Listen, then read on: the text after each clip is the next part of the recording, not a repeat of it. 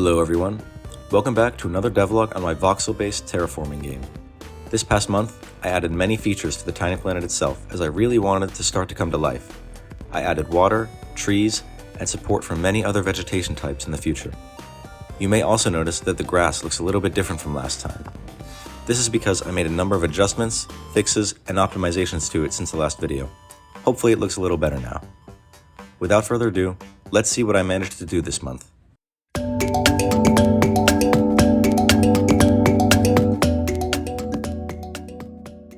I first decided to add water, since what good is a tiny planet if it can't have tiny oceans, tiny rivers, and tiny lakes on it? I considered a number of methods for water placement, but settled on having the water appear automatically when you dig below a certain depth, since it's pretty trivial to implement and it's easy for the player to understand. Here you can see that basic concept working.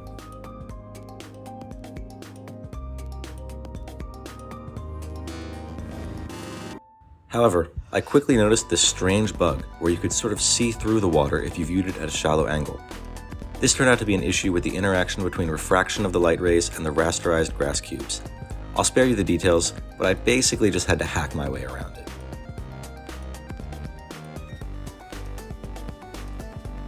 Now it's time to start improving the look of our water. The first thing I did was enable reflections. Here you can see just the reflections of the water. I then combined this with the refracted light, but this doesn't look quite right. The reflections are much brighter than they would be in real life. This is because I wasn't accounting for something known as the Fresnel effect, which is an effect where light refracts more at steep angles and reflects more at shallow angles. Here's a visualization of that effect. The darker regions should contain more refracted light. You should be able to see through the water, while the lighter regions should reflect more light. And here's that effect in action. The reflections are now much harder to spot, but overall, the water feels much more realistic. Another problem with the water is that you can see through it far too easily. You'd expect it would be easier to see the bottom of shallower regions than deeper regions, but as of right now, the water has the same transparency throughout.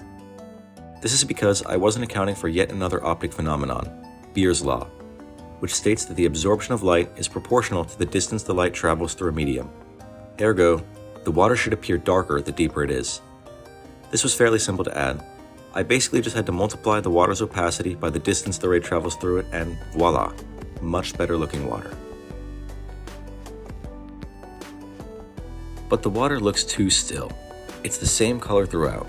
So next, I added some random variation to the water's color and modulated it with the sine wave over time so that it slowly changes. And finally, to better define the shoreline, I added some foam where the water meets the beach and also modulated it with the sine wave. And with that, our water is complete.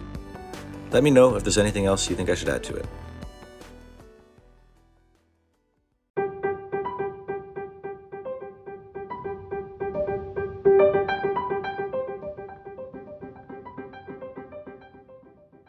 It's time we added some real vegetation to this planet, more than just the thousands of tiny grass blades.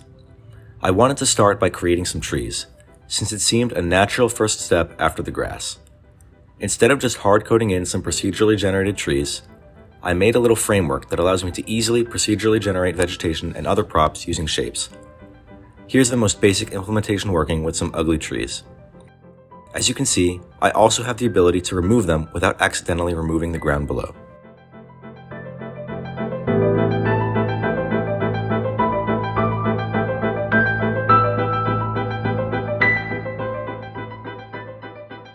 Next, I allowed the props to have an arbitrary rotation. Now they finally look correct. This took quite a long time, however, as I ran into some very strange issues where the trees wouldn't rotate properly on the underside of the planet. This, in classic programming fashion, turned out to be a single character mistake in one of my math files. Thankfully though, the vegetation and prop system is complete. At the end of the video, I'll show off what it can do.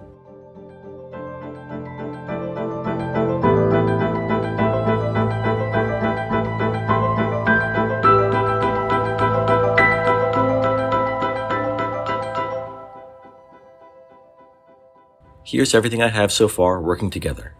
You can see the different tree types I was able to implement quite easily thanks to my prop system. I think that the planet is really starting to shape up into something pretty interesting.